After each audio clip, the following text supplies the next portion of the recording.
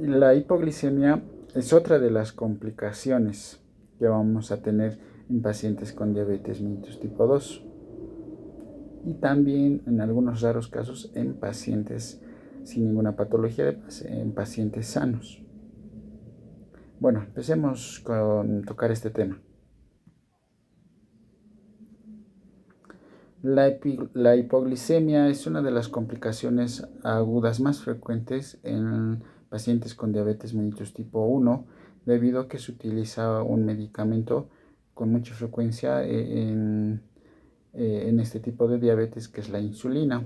Pues generalmente se debe a un tratamiento intensivo con la insulina, a una falta de adecuación de las dosis, de la dosificación de este medicamento, y el 50% de los episodios generalmente se produce durante la noche, que va relacionado con el ritmo circadiano. Pues la OMS calcula que a nivel internacional tenemos 180 millones de personas con diabetes, y esta se ha provisto, se ha hecho una estadística a futuro que pues en el 2030 va a ser el doble, y en nuestro medio no estamos fuera de esta estadística. Cada año se ve más casos de diabetes en nuestro medio. Pues ya ustedes ya la han visto, ¿no? Cuáles son las etiologías de la diabetes mellitus tipo 1, de la diabetes mellitus tipo 2, y esa es una de las explicaciones grandes que tenemos en nuestro medio, por la que se está incrementando también.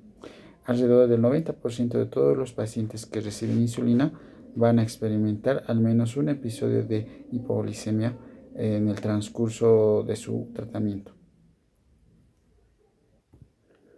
Y también de la incidencia de la hipoglicemia suele subestimarse bastante debido a la dificultad que se tiene para determinarla. Pero también los pacientes con diabetes mellitus tipo 2 pues tienen riesgo más alto de sufrir cuando están recibiendo ya el tratamiento de insulina por largo tiempo. Y en las mujeres embarazadas con diabetes mellitus tipo 2, los estados de hipoglicemia severa son de 3 a 5 veces más frecuentes durante el primer trimestre comparado con el tercer trimestre. Y otro de los problemas más frecuentes es cuando ya los pacientes con diabetes mellitus tipo 2 entran en la edad en tercera edad, o ya son ancianos.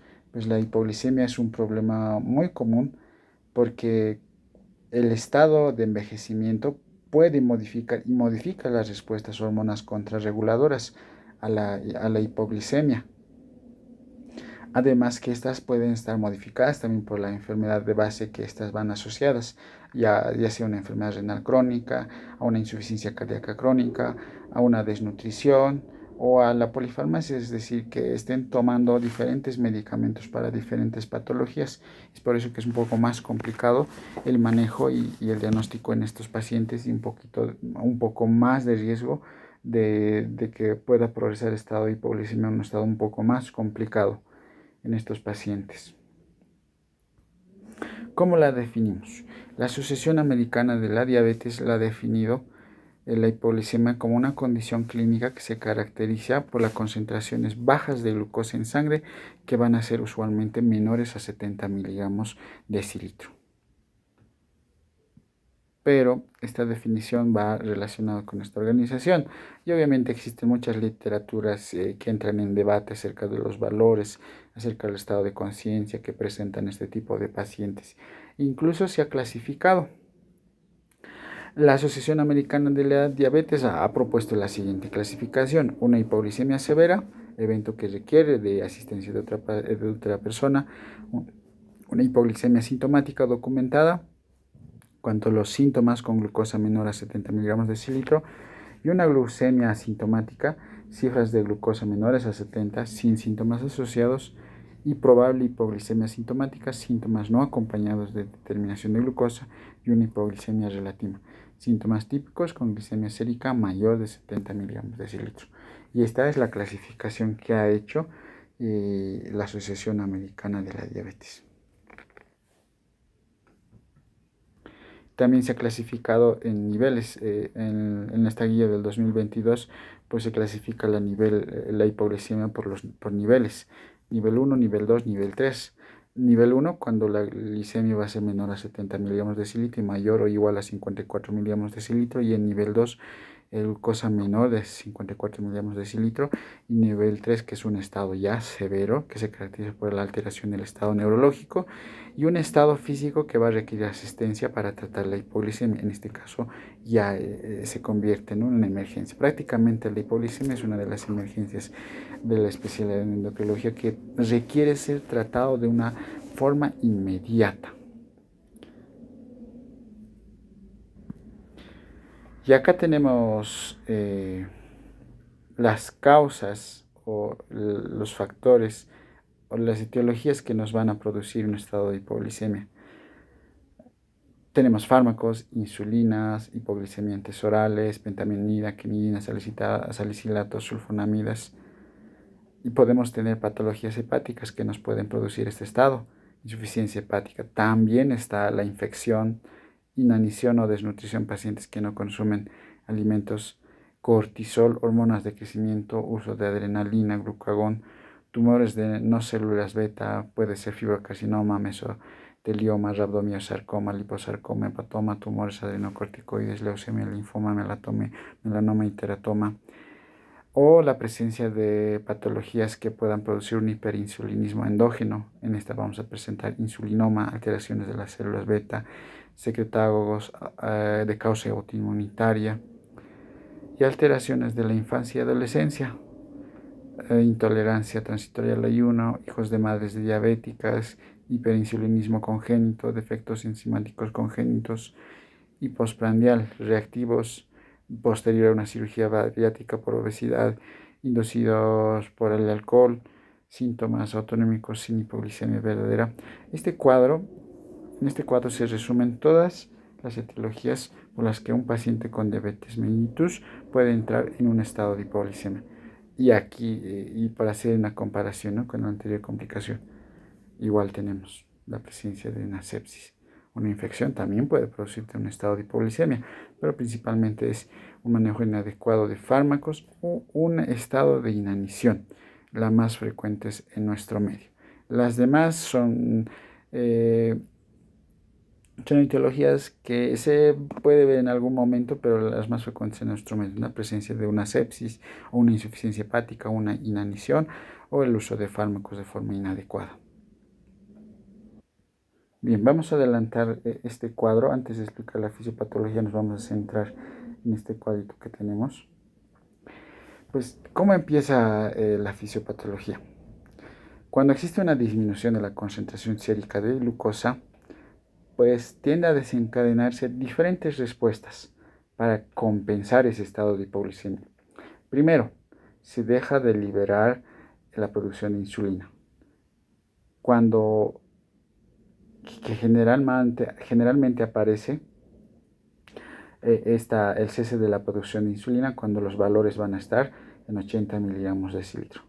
En segundo lugar, existe un aumento de la secreción de glucagón que aparece alrededor cuando vamos a tener 68 miligramos de decilitro de concentración.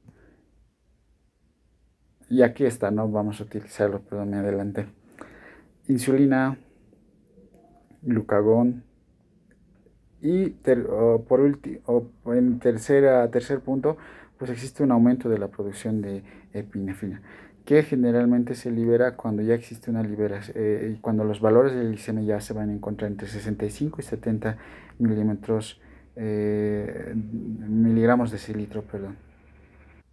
Si ustedes pueden fijarse en la tabla, todos se basan en tres principios fundamentales.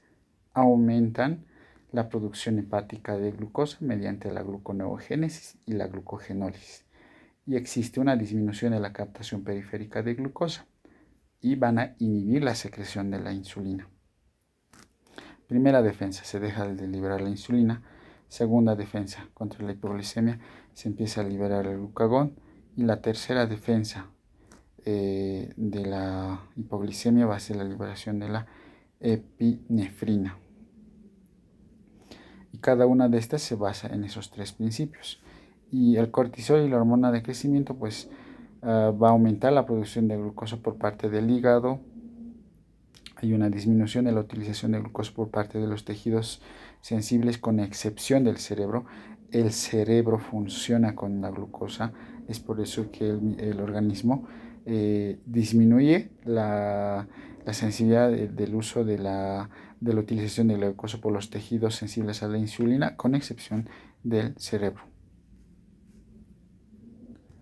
Y en el último punto ya, acá menciona con valores 50-55, por si acaso puede presentarse incluso con valores de 65-70, como habíamos mencionado, de acuerdo a la definición, pues ya el paciente empieza a pedir, ¿no?, aporte de glucosa exógeno.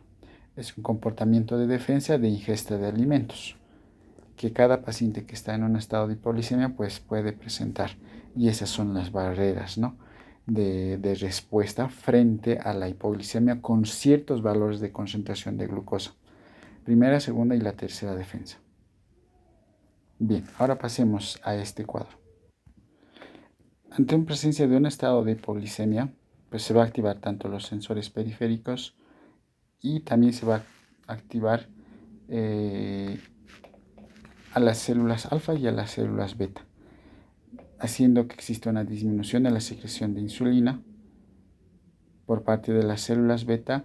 Por parte de las células alfa se va a activar el incremento de la secreción de glucagón, que se encuentra pedido en pacientes con diabetes mellitus tipo 1. Este punto se encuentra pedido, y de esta forma se va a incrementar la glucogenólisis y la gluconeogénesis. Y la gluconeogénesis se va a sintetizar glucosa a partir de compuestos que no van a ser glucídicos. Sus precursores van a ser ácido láctico, glicerol, aminoácidos. Y a partir de esto se empieza a sintetizar la glucosa. Y en el otro caso va a existir una glucogenólisis. Es el proceso mediante el cual se va a degradar el glucógeno para la formación de glucosa. Y hay que recordar algo bien importante, que la glucosa es el combustible obligado para el cerebro en condiciones fisiológicas. El consumo de glucosa del cerebro representa el 50% de todo el cuerpo. ¿Se imaginan? Con toda la glucosa, casi la mitad se va hacia el cerebro y la mitad obviamente se distribuirá en todos los órganos que tenemos. Por eso es bien importante, incluso para un estudiante de medicina. Generalmente ustedes no tienen un buen hábito de alimentación cuando uno está estudiando. A veces se salen sin desayunar de casa, se quedan horas y horas quizás parados en una cirugía, sin comer a la hora. Entonces tienen que cuidar bastante esto, ¿no? Y es igual parte de la recomendación también para nuestra propia salud. Y todo esto, ¿con qué fin se va a realizar? Para que exista un incremento de la producción de glucosa. Y esa es una respuesta ante la hipoglicemia por una parte. Tenemos que recordar lo siguiente para que se pueda entender el cuadro. En la primera defensa habíamos dicho que se va a dejar de secretar la insulina. En segunda defensa es la liberación del glucagón. En tercera defensa de la hipoglicemia es la liberación de la epinefrina. Entonces, esta disminución también va a activar el sistema nervioso central y también el sistema nervioso parasimpático. Y el sistema nervioso parasimpático va a activar el páncreas, a la médula adrenal, para que exista un incremento de la epinefrina. Y por parte del sistema nervioso central va a existir un incremento del flujo sináptico adrenérgico con activación de la acetilcolina y el incremento de la norepinefrina, que igual se va a encontrar dado por el sistema nervioso simpático, y estas van a incrementar los síntomas neurogénicos, que está frecuentemente atenuado en pacientes con diabetes mellitus tipo 1.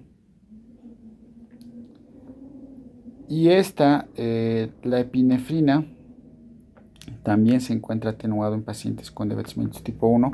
Va a actuar sobre el tejido adiposo, sobre el riñón, sobre el músculo y sobre el hígado, disminuyendo la eliminación de la glucosa y disminuyendo la utilización por estos órganos. Y en el caso del músculo va a incrementar el lactato, el aminoácido y glicerol, y a partir de esto se va a generar la gluconeogénesis. Y en el caso de la presencia del incremento de los síntomas neurológicos, va a estimular al paciente para que estos puedan ingerir alguna sustancia con contenido de carbohidratos con el objetivo de incrementar la glucosa. Entonces, todo este proceso se desencadena primero, por un lado, actuando sobre las células alfa y beta, y por el otro lado activando el sistema nervioso central. Los tres mecanismos de defensa explicados en esta tabla. Pues eso es lo que ocurre en la fisiopatología de la hipoglicemia. Pues ustedes han debido de ver en la diabetes mellitus tipo 1 está perdido ciertas funciones, entonces hay que tener bastante cuidado en estos pacientes. Si bien no es frecuente en nuestro medio ver pacientes con diabetes mellitus tipo 1, pero sí hay que, si vemos algún paciente pues, y que presenta hipoglicemia, hay que considerar estos puntos. Hablemos un poco de los mecanismos fisiopatológicos de respuesta del cerebro ante la hipoglicemia. Habíamos dicho anteriormente que el 50% pues, la consume el cerebro, pero en un estado posabsortivo consume aproximadamente el 25%, es decir, reduce de 50 a 25% una capacidad adaptativa que va a tener el cerebro ante la presencia de hipoglicemia. ¿Qué es lo que sucede? La glucosa sérica atraviesa fácilmente la barrera hematoencefálica a través de los receptores transportadores GLUT1, y las neuronas a su vez van a disponer de un transportador específico que va a ser el GLUT3. Son los transportadores específicos de la glucosa a nivel neuronal. Pues se ha visto que cuando se someten a un estado de hipoglicemia se desarrollan una sobreexpresión de estos receptores, tanto de estos transportadores, de GLUT1 y de GLUT3 a nivel endotelial, cerebral y neuronal respectivamente. Hay una sobreexpresión, en otras palabras, aumentan este tipo de transportadores a nivel de estos receptores ante la presencia de hipoglicemia.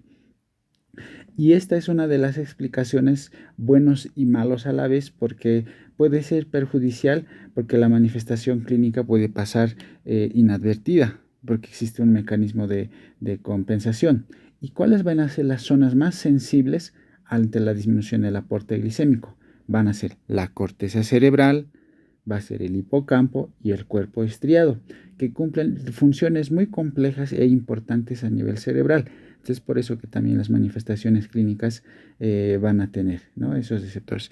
Y cuando ya va a existir una disminución de la glucosa a nivel cerebral, va a afectarse,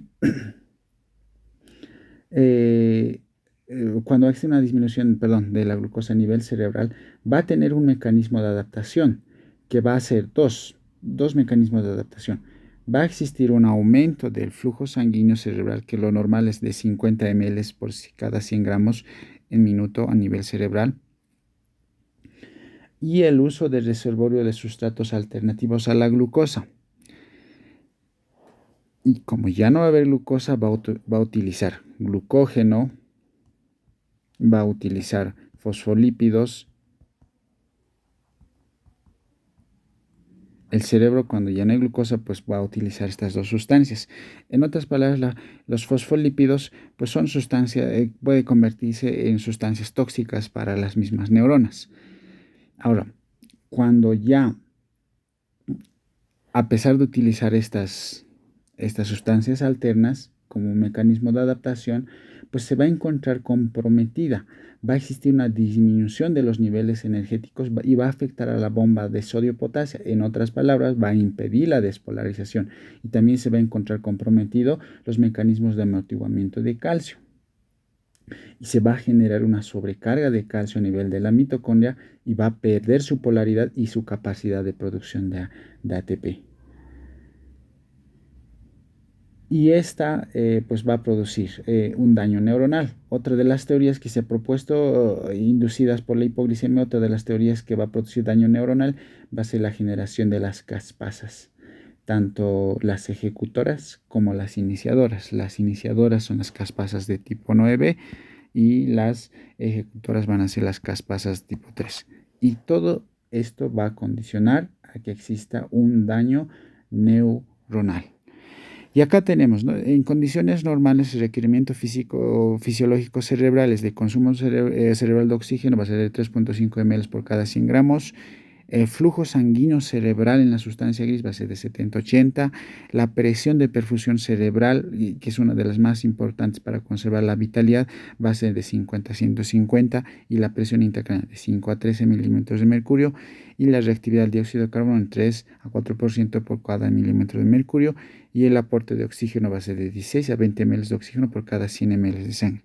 Y la tasa metabólica cerebral de glucosa va a ser de 5 miligramos por cada 100 gramos de tejido cerebral. 5 miligramos por cada 100 gramos es la tasa metabólica cerebral de glucosa. Entonces, por eso que es uno de los requerimientos muy mayores de este tejido, porque 5 miligramos por cada 100 gramos en las condiciones normales.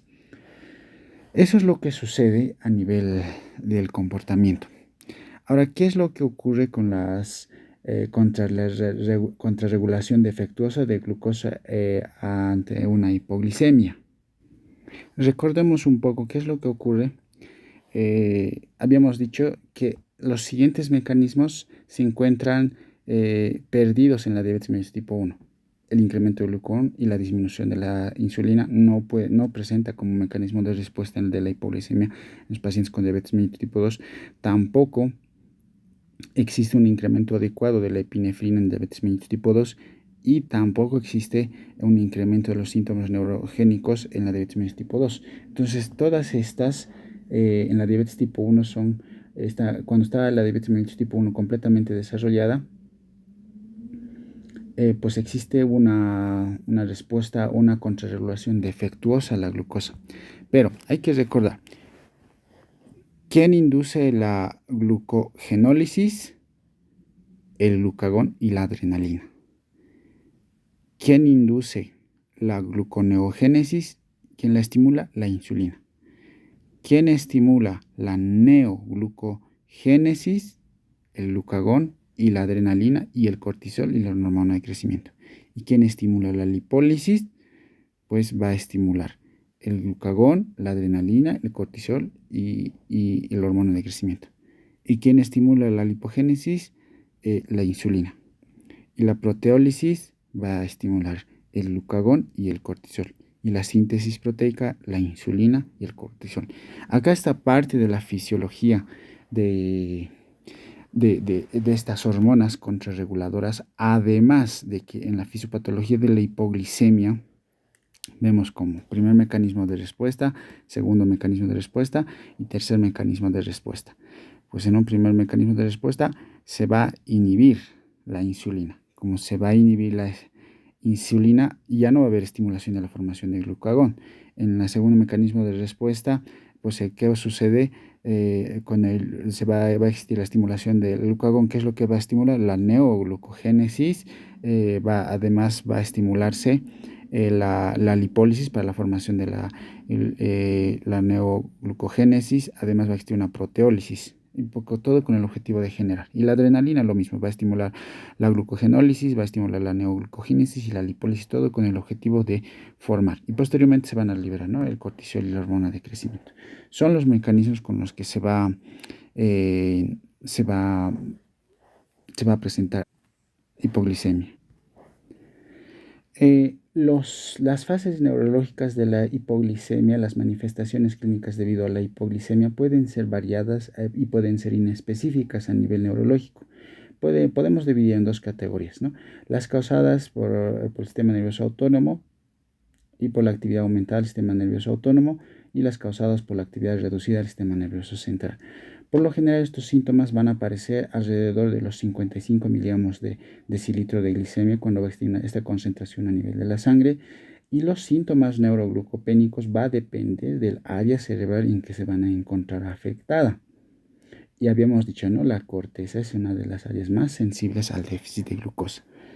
¿Y qué síntomas va a tener dependiendo de la zona que se va a afectar? Si se afecta a nivel cortical, pues vamos a tener somnolencia, sudoración, hipotonía y temblor. Si se afecta a nivel diencefálico, pues vamos a tener hipotimia, movimientos primitivos, succión muecas, espasmos clínicos, inquietud, y mesencefálica, espasmos tónicos, desviación ocular, Babinski positivo, y premiencefálica, espasmos musculares extensores, y mielencefálica, coma profundo, respiración superficial, ausencia de reflejo motor y corneal, hipotimia, atonía y hiporreflexia.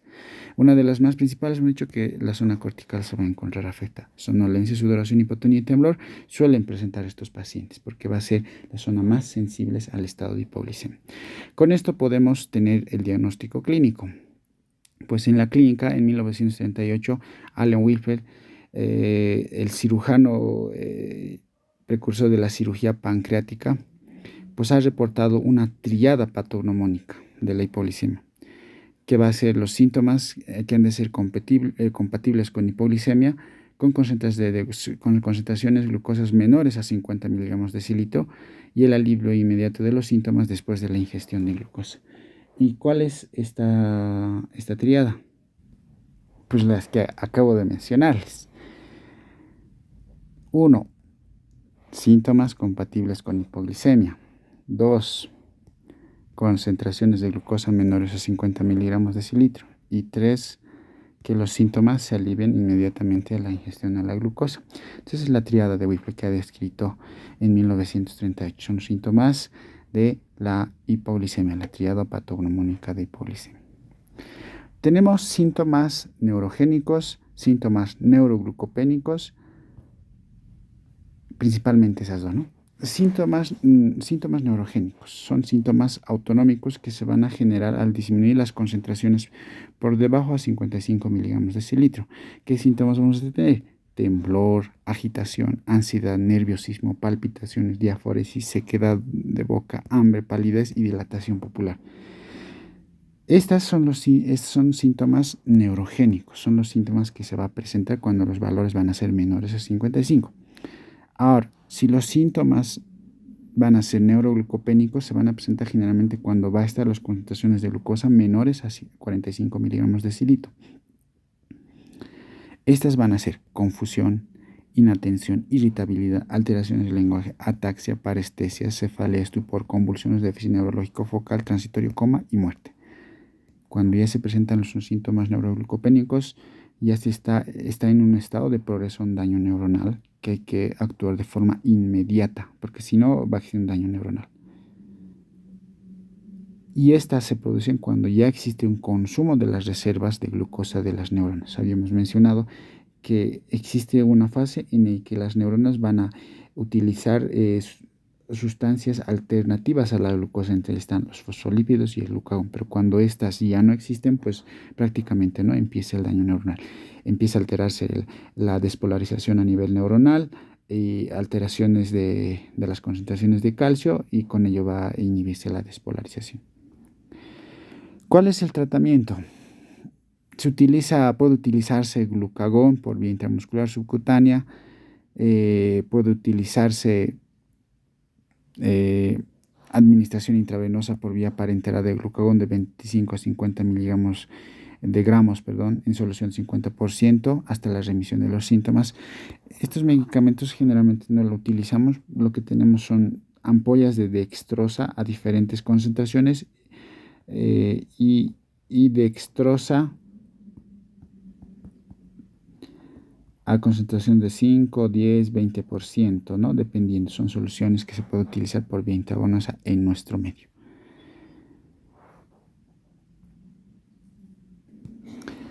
Pues si no está alterado las funciones cognitivas, el paciente puede ingerir cualquier alimento que tenga concentraciones elevadas de glucosa, leche, jugo, galletas o una colación que generalmente da un aporte de 15 gramos de glucosa en cada uno de estos, y puede repetirse cada 20 minutos hasta que puedan mejorar los síntomas. Pero si ustedes ya se encuentran con un compromiso cognitivo con los pacientes en nuestro medio, ¿qué es lo que tenemos? Tenemos hipertrosa al 33.3%, que es la más conocida. Son ampollas que sirven para la administración por vía intravenosa. Si ustedes ven con valores de laboratorio en 50 miligramos de decilitro o en 60 miligramos de decilitro, ustedes no deben administrarle por vía intravenosa esta ampolla. Una vez que ustedes hayan administrado, probablemente remitan algunos síntomas, pero tienen que tener bastante cuidado. Tienen que dejarle siempre a un paciente con hipoglicemia con una solución de base que tenga dextrosa. Generalmente se deja una solución de base de dextrosa al 10% para las siguientes 24 horas o para las siguientes 12, 8 horas, dependiendo del estado de compromiso cognitivo. Una vez que ustedes hayan administrado esta ampolla a una hipertosa al 33%, que no es nada más que una dextrosa a 3,33 gramos, esa es la concentración en gramos que va a tener de glucosa esta dextrosa al 33,3%. Una vez que ustedes hayan administrado, si ustedes le hacen el control de glicemia capilar en estos pacientes y estaba en una glicemia de 55, un ejemplo, van a hacer el control después de administrarle esta ampolla, va a subir, puede dispararse incluso hasta 200, 250, generalmente suele dispararse. Y uno tiende a asustarse, no me estoy yendo al otro extremo, no. Esto va a bajar en las siguientes horas, en los siguientes minutos. Y no piensen que una vez que ustedes hayan administrado esta ampolla ya la han solucionado la hipoglicemia, no. Y es más, les he mostrado que una de las etiologías es la presencia de una infección. Si la infección continúa ahí, pues va a seguir bajando la glicemia. Es por eso que ustedes tienen que dejarle siempre una solución de base. Es más complicado y más peligroso una hipoglicemia que una hiperglicemia, porque en una hipoglicemia prácticamente puede llegar a un daño neurológico irreversible, mientras que en una hiperglicemia te da tiempo para poder corregir con insulina, soluciones, dependiendo de la complicación aguda de la diabetes mellitus tipo 2 que tenga. Pero en una hipoglicemia no, tienes que actuar rápido porque tienes que cuidar el cerebro. Recuerden que cuánto es la tasa metabólica que habíamos dicho que tiene de glucosa. Tasa metabólica cerebral de glucosa tenemos 5 miligramos por cada 100 gramos. Entonces, considerando aquello, hay que tener bastante cuidados. Por eso que una vez que ustedes administren una ampolla al 33%, dejan siempre con una solución de base dextrosa para las siguientes horas y ustedes vayan realizando control de glicemia sérica y glicemia capilar, ¿no? Cada 3 horas, cada 4, cada 6, dependiendo de las condiciones cognitivas del paciente. Entonces, bastante cuidado con la hipoglicemia. No solo con administrar una ampolla van a corregir, se va a disparar en los siguientes minutos, pero luego va a volver a bajar. Es por eso que tienen que dejar con una solución de base. Más peligrosa es la hipoglicemia porque tiene un daño neurológico irreversible comparado con la hiperglicemia. Entonces los dos extremos son de bastante cuidado, pero mucho más irreversible un estado de hipoglicemia. Eso. Pues la bibliografía por la cual hemos sacado y con eso hemos acabado. Es la última teórica asignada a mi persona. Pues las preguntas para el parcial van a sacar de las cosas que les he comentado, de las diapositivas. Y pues bien, no tengo nada más que decirles. Les deseo lo mejor en su parcial, en su examen final. Sigan estudiando bastante. La etapa de formación en el área de la medicina es muy amplia, es muy larga en años. Después de los 6 años de haber concluido su estudio en la universidad, pues les restará otros 3, 4, 5 años dependiendo de la especialidad que ustedes vayan a elegir. Después de esos 3, 4, 5 años, pues van a seguir haciendo posgrados 3, 4, 2, 3 años más hasta llegar a un nivel donde puedan poder conseguir una estabilidad laboral. Pues es largo el estudio de la medicina, ¿no? Prácticamente un estudio de unos 12, 13, 14, 15 años de estudio es lo que aún les espera a ustedes. Pues con todo aquello, les animo a que puedan seguir estudiando. Ustedes están estudiando no para sacar notas, están estudiando para tratar pacientes, van a tratar vidas. Así que no es como cualquier otra carrera, ¿no? Un ingeniero puede diseñar mal una construcción y pues va a solucionar con dinero. Pero si ustedes no van a poder solucionar la muerte con nada. La muerte es irreversible. Es por eso que tienen que estar bien preparados, teóricos y prácticos a la misma vez para poder hacer un manejo adecuado de un paciente. Ese es el objetivo final, ¿no?, de la formación en la universidad. A realizar una atención adecuada de un paciente con todas las bases sólidas de un conocimiento teórico y con todo el entrenamiento necesario para un abordaje práctico para realizar cualquier procedimiento en un paciente. están en una universidad que les ofrece muchas ventajas y algunas pequeñas desventajas que no les tiene que hacer sentir inferior en absoluto en comparación con las demás universidades. Tienen todo, absolutamente todo, como para poder ser superiores a la formación de otras universidades, cosa que no se tenía en años anteriores. A pesar de eso, se ha logrado establecer en un estatus, en un nivel aceptable, estándar, con las demás universidades. Pues la universidad no hace al estudiante, el estudiante hace a la universidad. La universidad y el prestigio depende de ustedes, no depende de la universidad. Ustedes hacen al prestigio de la universidad. Así que consideren siempre todo aquello, ¿no? Les deseo todo lo mejor. Estudien bastante para los parciales, para los finales. Pues al momento de estudiar no solo estudien para sacar buena nota, sino también estudien para realizar un manejo adecuado de un paciente. Bien, con todo aquello me despido y pues les deseo todo lo mejor. Hasta luego.